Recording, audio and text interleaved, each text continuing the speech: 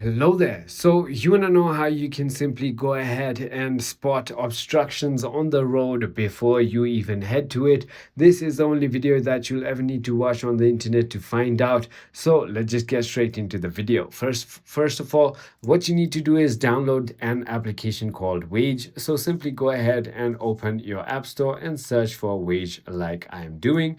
And once you've done that, simply go ahead and download and install it.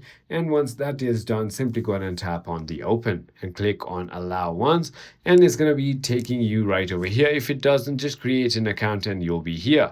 Now, in order for you to go ahead and spot an obstruction, just check the path that you're about to head to. So for example, in my case, I am going down this road, and now if I keep going down this road, as you can see, there is gonna be a little damage right over here on the bridge.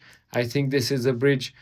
Well, if you tap on it, as you can see, it says road collapsed. So that is exactly how you can spot all the obstructions. So for example, if I go down more, so as you can see, there's more problems right over here, tunnel works.